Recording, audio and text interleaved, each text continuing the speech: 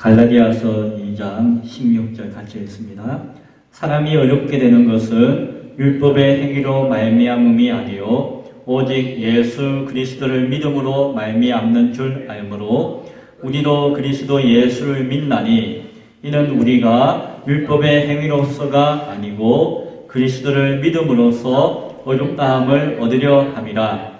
율법의 행위로서는 어렵다함을 얻을 육체가 없느니라. 아멘. 오늘은 소율이 문답 제20강 이심칭의라고 하는 제목으로 함께 말씀을 나누고 소율이 문답의 내용을 함께 공부하는 시간 가지겠습니다.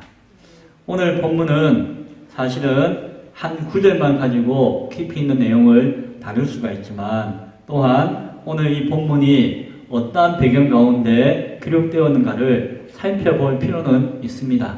오늘 짧은 시간이기 때문에 그 내용을 다 살필 수는 없고 다음 기회에 살피겠지만 오늘 본문이 나오기까지에는 안디옥 사건이라고 하는 사건이 있었습니다. 안디옥 사건은 간단하게 이야기하면은 이제 베드로가 이방인들에게 구원이 있다라고 하는 사실을 알고 그 가운데서 이방인들과 함께 식탁교제, 음식을 나누는 그런 시간 가운데 있었습니다. 그런데 그때에 예루살렘에서 야고보가 그때 대표였는데 야고보로부터 보냄받은 자, 이 사람은 누군가니 예루살렘 교회에서 파송되어진 사람인데 그 당시에 예루살렘 교회는 율법주의가 강하게 자리 잡고 있었어요. 예수를 믿고 교회를 형성하고 이루었지만 그 주변이 다 유대인들이었기 때문에 옛날 습관과 사고를 완전히 버리지 못하고 그 자신의 선민의식과 율법을 지킴으로 하나님의 말씀을 우리가 행함으로 말미암아 의를 입고 구원에 이른다라고 하는 신앙이 아주 강하게 자리 잡고 있는 상황 가운데 있었어요.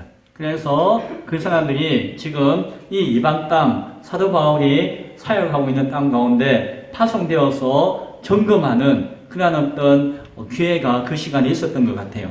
베드로는 이방인들과 함께 먹고 마시는 그 가운데 있었는데 그 야고보가 보낸 사람들이 유대주의자들이 온다라고 하는 소식을 듣고 깜짝 놀랐어요. 베드로가. 그리고 베드로는 그들이 두려워서라고 성경은 이야기하는데 아마 논쟁을 하고 시비를 하고 하는 그 복잡한 일들이 두려웠을 것이에요. 그리고 복음과 믿음에서 점점 변질되어져 가고 있는 그 교회 사람들이 참 안타깝고 두려웠을 것이에요. 그런데 베드로는 그들을 피해서 그냥 자리를 떠나버렸습니다. 이방인들과 함께 먹고 마시다가 그 자리를 그냥 떠나버렸어요. 그리고 그 자리에 함께 있던 많은 유대인 신분을 가지고 있던 사람들과 바나바라고 하는 위대한 지도자도 함께 그 자리를 떠나버렸습니다. 물론 자신들의 생각이 있고 이유가 있고 또한 변명의 여지가 있었겠지만 그 남아있던 이방인들로서 그리스도인이 되었던 사람들은 마음에 상처가 되었고 또한 여러 가지 어리둥절한 마음을 가질 수밖에 없었겠죠. 지도자인 베드로가 갑자기 떠나버리고 바나바도 떠나버리고 유대인 그리스도인들이 다 그냥 자리를 떠나버리니까 자기들만 덩그러니 남아있으니까 그때 바울이 나중에 베드로를 향해서 책망합니다. 베드로는 예수님의 12사도 가운데 가장 으뜸되어지는 사도였고 사실 사도 바울은 12사도라고 칭해지지 않고 있는 이방인의 사도라고 하는 큰 일을 감당하고 있었지만 그러나 함부로 대하거나 함부로 판단하기에는 조금 껄끄러울 수도 있는데 사도 바울은 단호하게 베드로를 향해서 책망하는 것을 보게 돼요. 뭐라고 책망했을까요? 그 유대인 율법주의적인 사고방식을 가지고 있는 사람들을 피해서 도망갔다는 것이. 그것은 온전한 믿음이 아니다라고 하면서 무슨 믿음이다? 외식하는 믿음이다. 극과 속이 다른 믿음이다. 유혹이 왔는데 외식의 유혹이 왔는데 그것을 이기지 못하고 넘어진 결과이다. 라는 판단으로 책망하는 것을 보게 되었습니다. 그러면서 사도 바울은 가르침을 주고 있는 가운데 오늘 읽었던 갈라디아서 2장 16절의 말씀을 주는 거예요. 그러면 그 배경 가운데서 이 말씀을 다시 한번 읽어볼게요. 사람이 어렵게 되는 것은 율법의 행위로 말미암음이 아니요 오직 예수 그리스도를 믿음으로 말미암는 줄 알므로 우리도 그리스도 예수를 믿나니 이는 우리가 율법의 행위로서가 아니고 그리스도를 믿음으로써 어렵다함을 얻으려 함이라. 율법의 행위로서는 어렵다함을 얻을 육체가 없느니라. 율법의 행위가 아니라 그리스도를 믿는 믿음이다라고 하는 것을 강조하는 것이에요. 유대주의자들은 그들은 예수를 믿는다 하더라도 그러나 유대의 가르침, 유대인으로서 오래전부터 가르침 받았던 그 율법적인 사항들도 무시해서는 안 된다라고 여겼어요. 그래서 할례도 받을 수 있으면 받고 그리고 율법의 조항들도 지킬 수 있으면 지켜야 하고 이왕이면 이방인들과 그래도 이방인들은 하나님이 택한 족속들이 아니니까 이들이 구원받기 받았는지 안 받았는지 정확하게 모르니까 그냥 이방인들과 막 섞여서 함부로 먹고 마시는 것이 아니고 우리의 거룩함을 지켜야 된다는 식의 이야기들을 주장하고 있었던 것이에요. 그러나 사도 바울은 그것이 율법의 행위나 어떤 그런 외적인 모습을 가지고 우리가 어렵다함을 얻는 것이 결코 아니다라고 이야기하고 오직 무엇으로만 어렵게 되어진다고요? 예수님을 믿는 믿음으로 말미암은 것이다. 우리가 이 사람들이 다 이방인이라 할지라도 예수를 믿는 믿음만 있다면은 그것으로서 어렵다함을 받기에 부족함이 없다라고 하는 것을 말씀해 주고 있는 것입니다. 오늘 우리는 33문을 소요리 문답 33문을 공부하게 되어지는데 이 본문의 배경을 생각하고 33문을 함께 나눌 수 있기 바랍니다. 자, 소요리 문답 33문 문과 답을 한번 읽어보겠습니다. 시작. 어렵다 하심은 무엇인가? 답. 어렵다 하심은 하나님의 값없는 은혜로 정하신 것인데 저가 우리의 모든 죄를 사유하시고 그 앞에서 우리를 옳게 여겨 받으시는 것이니 이는 다만 그리스도의 의를 우리에게 돌려주심인데 우리는 오직 믿음으로만 받는 것이다. 자, 옛날 표현이 좀 있는데 우리 죄를 사유하시고라고 하는 말은 옆에 적으세요. 용서하시고. 사유란 말이 잘 안 쓰는 말인데 용서하시고라는 뜻이에요. 그리고 그 앞에서 우리를 옳게 여겨 받으시는 것이니 라고 하는 것이 좀 문법적으로 좀 애매한데 받아들이시는 것이니 라는 표현. 하나님께서 우리의 의를 우리가 어렵다는 것을 받아들이신다라고 하는. 하나님이 받아들이신다라고 하나님 입장에서 이야기하는 것이다 라고 하는 것을 생각하고 이 내용을 잠깐 살펴보기를 원합니다. 앞서 우리가 나눴던 말씀 가운데 로마서 8장 30절의 말씀이 있습니다. 무엇이었나요? 또 미리 정하신 그들을 또한 부르신 그들을 또한 어렵다 하시고 어렵다 하신 그들을 또한 영화롭게 하셨느니라 라는 이야기예요. 그래서 로마서 8장의 말씀을 보면은 예정하셨고 소명으로 부르셨고 그리고 어렵다 칭하셨고 영화롭게 하신다라고 하는 말씀을 주세요. 그래서 로마서 8장 30절의 말씀을 보면은 아하 그래도 성경에서 나름대로 구원의 단계에 대해서 우리에게 계시하여 말씀해 주고 계시구나. 그것이 내기로 나와 있지만 이라고 판단할 수 있습니다. 그러나 그 로마서 8장에 있는 말씀이 아니라 성경 전체의 말씀을 우리가 이해하고 그것을 신학적으로 해석해서 우리는 구원의 소정이다라고 하는 것을 생각해 보았죠. 그래서 로마서 8장에서는 4단계로서 설명하고 있지만 사실은 우리는 그것을 쭉 늘어서 좀 더 세부적으로 이해한 적이 있습니다. 그 내용 기억하시죠? 무엇이었습니까? 선택, 소명, 거듭남, 회심, 칭의, 양자됨, 성화, 견인, 영화. 그래서 오늘 로마서 8장과 비교해 보면은 예정은 소명, 택함이라고 하는 것으로 우리가 다른 시간에 좀 더 구체적으로 다뤄져야 할 것이다 라고 여겨본다라고 한다면은 그 시작은 소명이었고 소명 그리고 그 마지막은 영화였고 구원의 그 시작과 마지막은 소명과 영화로 끝나는데 오늘 로마서 8장에서 보면 그 가운데 하나가 무엇이라고요? 칭의를 어렵다 하심을 이야기하고 있다는 것이죠. 그래서 우리가 구원의 서정에서도 여러 가지를 이야기하고 있지만 그 가운데 자리 잡고 있는 칭의에 대해서 오늘 공부할 것인데 그 칭의가 로마서 8장에서도 강조하고 있는 것이고 또한 구원의 서정에서도 중요한 자리를 차지하고 있다는 것을 우리가 생각해 볼 수 있기를 바랍니다. 그 과정에서의 중심이 칭의라 할 수 있고 오늘 우리가 다루진 않았지만 지난 시간에 소율이 문답 32문에서 무슨 내용을 우리가 배웠는가 하니 유효적인 소명을 받은 자들은 금생에 무슨 이익을 얻습니까? 라고 하는 물음을 가졌잖아요. 그 가운데서 칭의와 양자됨과 성화와 또한 거기서 나오는 여러 가지 유익이 있다라는 말씀을 나누었어요. 그리고 그 칭의와 성화와 그리고 양자됨에 대한 내용을 오늘 33문부터 해서 하나씩 다루게 된다라고 말씀드렸죠. 그러나 오늘 로마서 8장에서 말씀에서 강조하고 있고 분명히 기록하고 있는 그 말씀이 무엇이다? 칭의다. 칭의. 소명과 영화를 제외하고는 칭의다.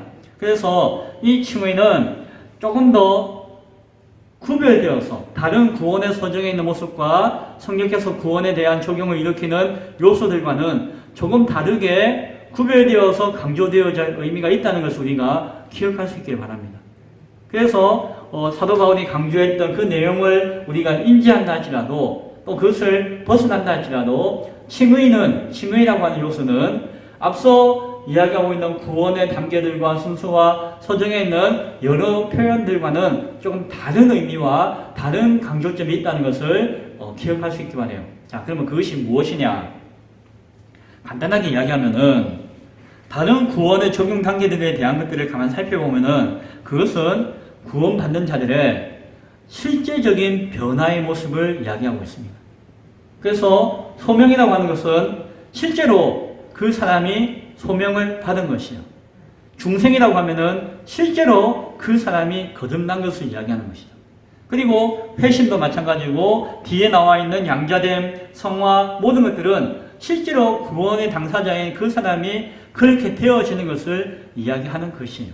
그런데 칭의는 그렇지 않습니다. 실제적인 변화를 이야기하는 것이 아니에요. 무슨 말씀인고 하니 칭의다. 즉 어렵다고 칭함받는다. 칭의, 어렵다 칭함받는다. 어렵다라고 하는 어렵다 함을 받는다라고 하는 말에 있어서 그 뜻은 실제로 내가 어렵게 되어지는 것을 이야기하는 것이 아니라 너는 어렵다라고 하는 법적인 판단을 이야기하는 것이. 하나님께서 구원받은 당사자인 그 사람을 향해서 너는 어렵다라고 판단하시고 선포하시고 선고하신 법적인 자격을 이야기하는 것입니다. 그 의로움은. 근데 실제는 그 어렵다함을 받은 사람이 어려운가라고 하면은 그렇지 않다는 것이에요. 그런 의미에서 다른 요소들과는 구별되어지는 차이나는 의미를 가진다라고 하는 이 칭의라고 하는 것은 따라서 실제로 어려워진 것은 아니에요. 아직은. 그러나 하나님께서 어렵다 하심으로 말미암아 그 사람은 의로운 존재가 되어진 것이에요. 왜? 법적으로 선언되었기 때문에. 그리고 하나님이 너는 어렵다라고 꽝꽝꽝 선언하셨을 때에는 하나님께서 약속하신 것이나 마찬가지이기 때문에 하나님의 약속은 지켜지는 것이다. 안 지켜질 수도 있는 것이다. 반드시 지켜지는 것이다. 그래서 하나님이 약속하신 것은 반드시 이루어지는 것이기 때문에 하나님께서 어렵다 하셨다는 것은 그 사람은 결국에는 장차 어떻게 되어진다? 어렵게 되어질 것이다 라고 하는 약속이 있는 것입니다. 자, 이해되시죠? 이런 차이가 칭의라고 하는 말 가운데 있음을 우리는 기억해야 할 것입니다. 그래서 칭의라고 할 때에는 하나님이 우리를 어렵다라고 주셨다라고 하는 사실과 하나, 그럼에도 불구하고 우리가 완전히 의로워진 것은 아니다라고 하는 것이 우리는 그 개념을 이해할 수가 있어야 할 것입니다. 자, 그렇다면은 왜 하나님께서는 우리를 어렵다라고 판단하고 법적인 선언, 선고를 해 주셨을까요? 우리가 실제로는 완전히 의로운 존재가 아닌데 왜 하나님은 무엇을 근거해서 꽝꽝꽝하고 판단하고 선포해 주셨을까요?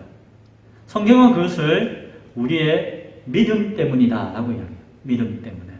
그러니까 믿음으로 말미암아 믿음으로서 우리가 어렵다함을 얻는다라는 말씀을 앞서 갈라디아서 2장 16절에서 사도 바울이 이야기했잖아요.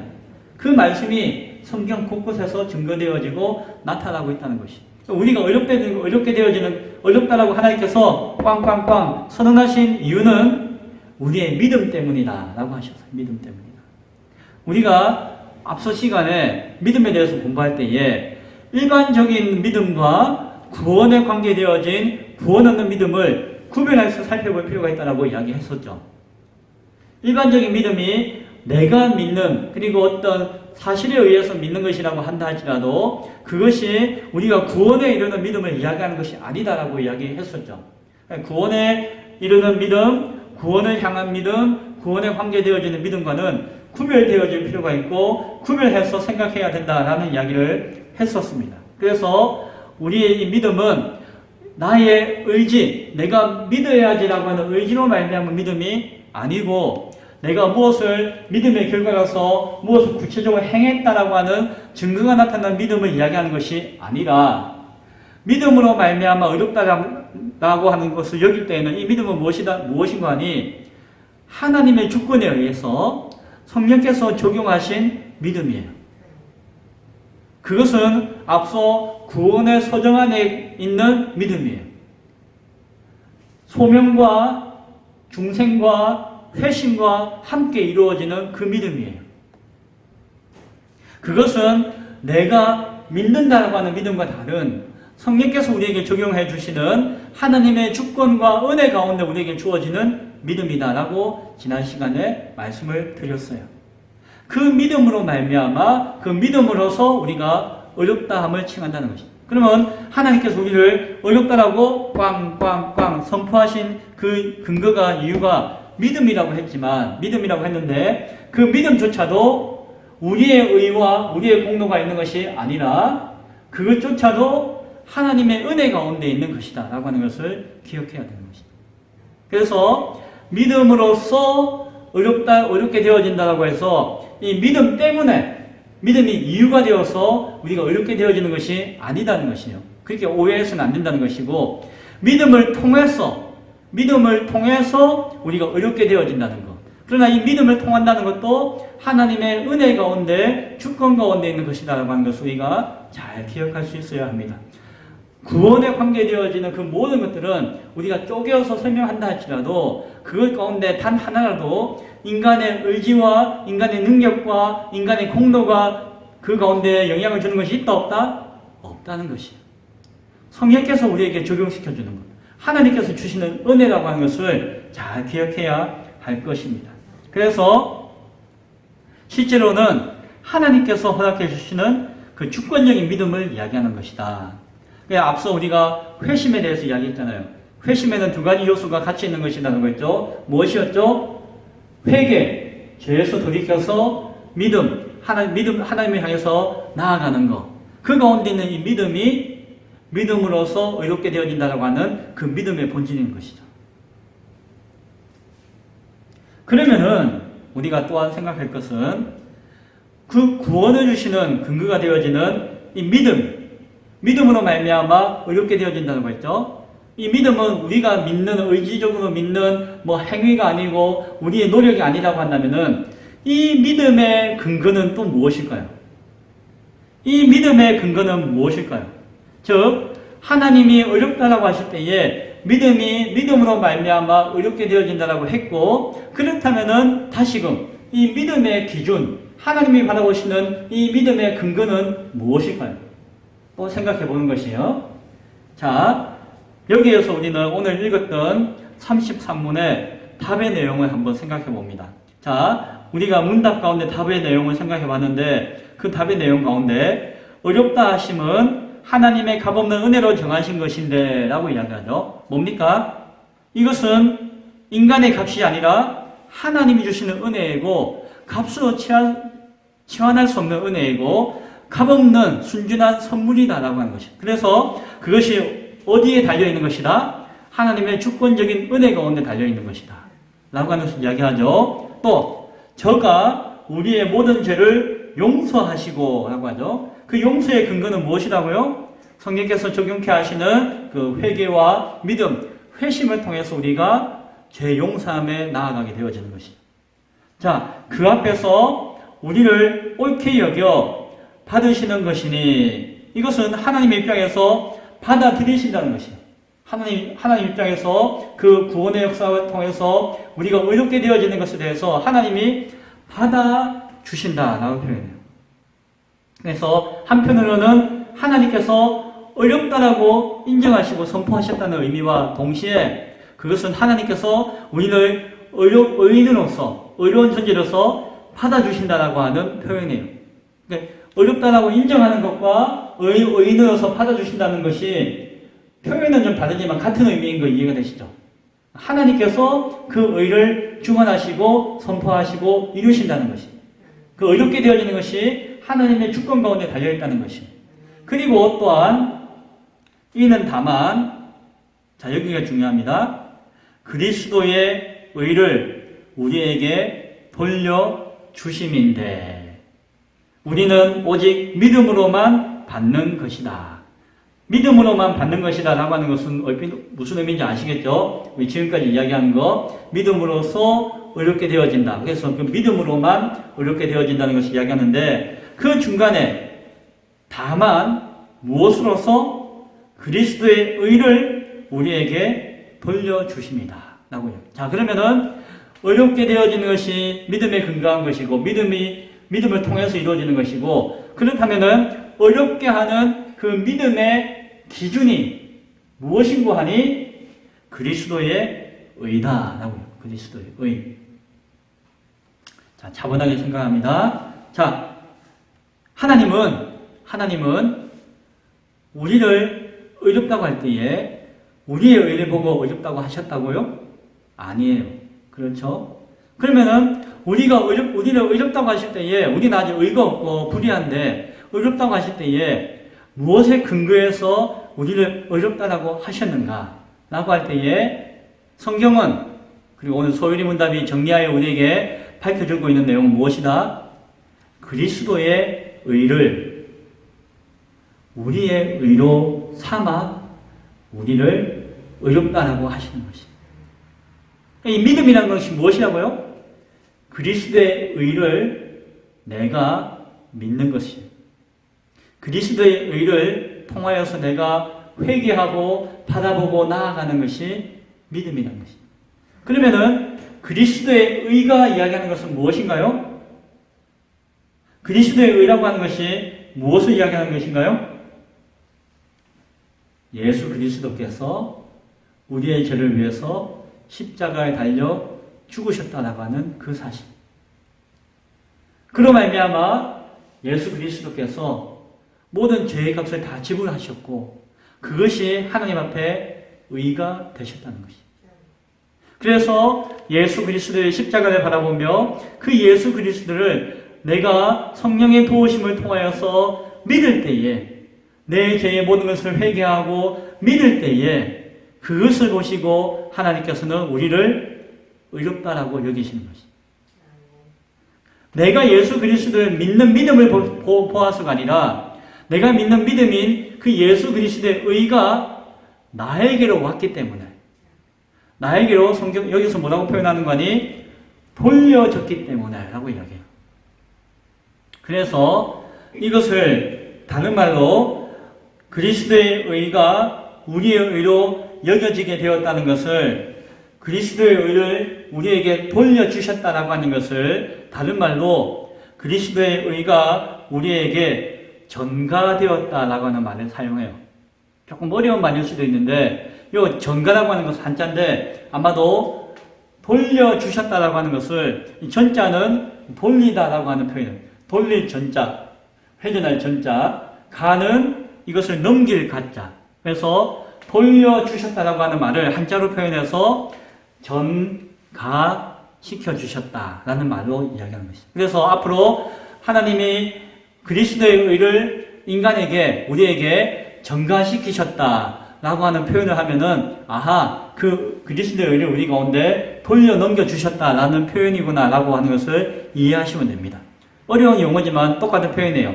그 의를 그리스도로부터 우리에게 돌려 넘겨주셨다. 전가시켜주셨다라고 이야기하는 것이죠. 하나님의 은혜가 그냥 주어진 것이 아니라 예수 그리스도께서 십자가에 달려 죽으신 그 구속의 역사를 통하여서 그 가운데 하나님의 예수 그리스도를 의를 보시고 그 예수 그리스도의 의를 내가 믿음으로 이렇게 받아들일 때에 그 그리스도의 의가 우리에게 전가되어진 것으로 여겨주신다는 것입니다. 나는 의가 없는데 예수 그리스도의 의로 말미암아 나를 의롭다라고 여겨주신다는 것입니다. 그것이 또한 하나님의 주권적인 역사이며 은혜인 줄로 믿으시기 바랍니다. 따라서 칭의는 예수 그리스도를 믿음으로써 의롭다함을 받는 것인데 예수 그리스도의 그 의를 전가함을 받음으로써 우리를 의롭다라고 인정해 주시는 선언이다라고 하는 것을 기억할 수 있기를 바랍니다. 칭의는 우리가 믿음으로써 의롭다함을 여김을 받는 것인데 의롭다라고 칭함을 받는 것인데 우리는 의가 있다 없다? 없다. 우리는 의로운 존재가 아니다. 그러나 왜 하나님은 우리를 의롭다라고 칭하시는가? 우리가 믿는 예수 그리스도의 그 의가 바로 나에게 전가되어서 하나님은 그 의가 나의 의인 것으로 여겨주시기 때문에 그것으로 말미암아 우리를 의롭다라고 칭하여 주시는 것입니다. 그 뜻이 칭의, 의롭다 여겨주심, 의롭다함을 받는다라고 하는 말 가운데 담겨진 깊은 뜻인 것을 바라볼 수 있기를 바랍니다. 따라서 성자 예수님의 공로로서 나타난 그 의로 인하여 성부 하나님께서 죄인을 의인이라고 선언해 주셨다는 것이, 그리고 성령 하나님께서는 그 죄인이지만 의인이라고 성부 하나님께서 선언해 주신 그 사람에게 역사하셔서 그 심령이 의로움을 입을 수 있도록, 성화되어 거룩함을 입을 수 있도록 도와주신다는 것이. 그래서 그 성자 예수 그리스도의 그 의가 우리 가운데 적용되었다라고, 전가되었다라고 인정해 주신 그 하나님의 은혜가, 하나님의 그 선운하심이 성령을 통하여서 우리 가운데서 완성되어 완전하게 이루어진다는 것입니다. 그래서 이것이 성부와 성자와 성령의 삼위일체 하나님 안에서 이루어지는 이신칭의의 역사인 것을 우리가 바라보아야 할 것입니다. 믿음으로 말미암아 믿음으로써 의롭다함을 여김을 받는다라고 하는 이 단순한 표현에는 단순히 내가 믿는데요? 그래? 믿었냐? 그럼 너는 의롭다. 이 이야기가 아니라고 하는 것이다.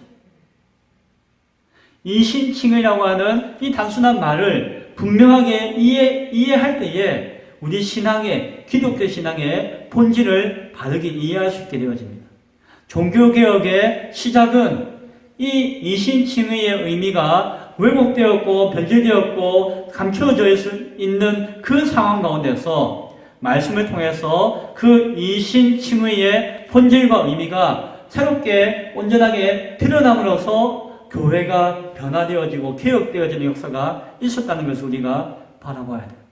단순히 오늘 칭의라고 하는 하나의 요소에 대해서 우리가 다루지만은 이것을 통해서 우리 믿음의 근간인 이신칭의의 역사와 의미를 한번 기억할 수 있기 바랍니다.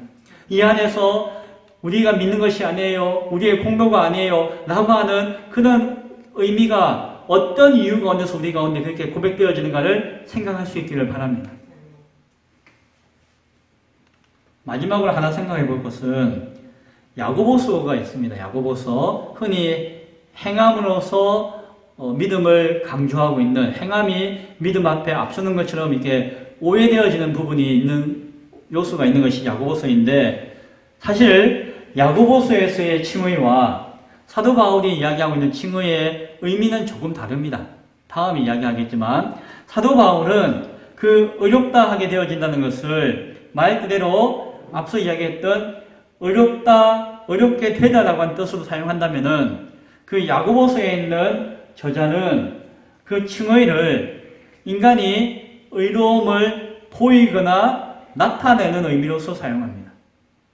그래서 구원의 서정으로서의 의미를 강조하고 있는 것이 바울의 뜻이라고 하면은, 야고보서에서는 구원받은 자가 그 삶 가운데서 거룩함으로 나아가고, 그 거룩함을 통해서 그 믿음의 증거들을 보여주는 것에 대한 의미로서 칭의를 바라보는 것이에요.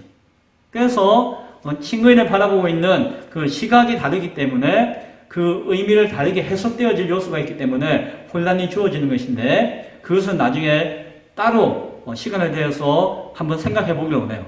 아마 성화 부분을 공부할 때에 조금 더 다르지 않을까 생각되어집니다. 자, 오늘 말씀을 정리하고자 합니다. 우리는 믿음으로써 어렵다함을 얻는다라고 하는 것에 대해서 확신을 가질 수 있기 바랍니다. 왜냐하면은 그 믿음이 내가 믿을 수 있는 믿음에 근거한 것이 아니고, 내가 어렵다함을 받는 것이 내가 의로웠기 때문에 받는 것이 아니기 때문이에요. 그래서 우리가 확신할 수 있는 것은, 내가 믿음으로 어렵다함을 받는 그 의가 내 것이라고 한다면 우리는 확신할 수가 없어요.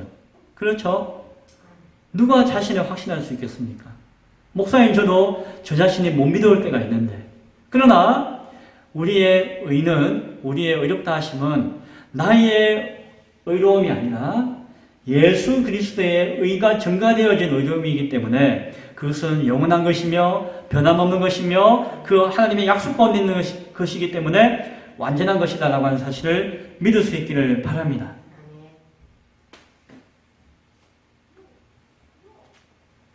그래서 우리는 항상 주의하고 명심해야 될 것이 있는데, 하나는 무엇인가 하니, 우리가 완전히 어렵다라고 착각하지 않는 것이.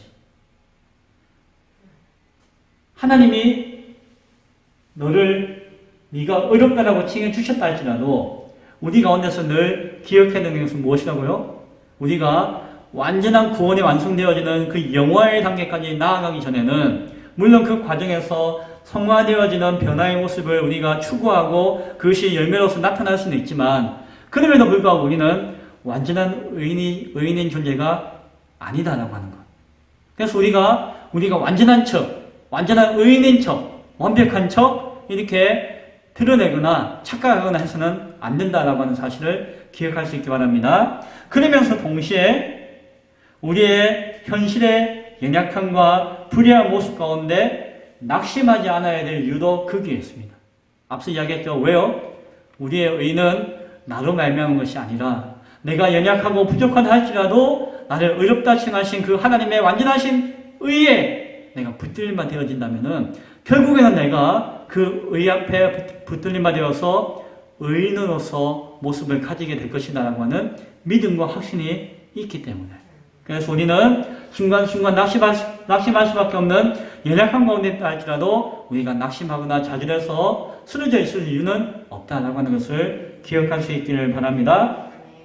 소명받은 우리들은 참된 믿음으로 말미암아 어렵게 된다라고 하는 칭의를 바라보면서 우리를 어렵게 하시는 하나님 앞에 진정으로 감사할 수 있기를 바랍니다. 내가 부족해도 감사하고, 또 나에게 주시는 충만한 그 어렵다 하시는 그 은혜 앞에 감사할 수 있어야 할 것입니다. 그리고 의인의 위치와 자격에 지금은 부족하지만 그 자격에 합당한 삶의 열매들을 맺을 수 있기를 위해서, 그리고 구원받은 하나님의 의롭다 여김을 받은 자로서 그 증거와 삶의 모습을 더욱더 소망하며 그것을 추구하며 바라보며 한 발자국 한 발자국 당당하게 살아내며 살아갈 수 있는 우리가 될 수 있기를 간절히 축원드립니다. 아멘. 기도하겠습니다.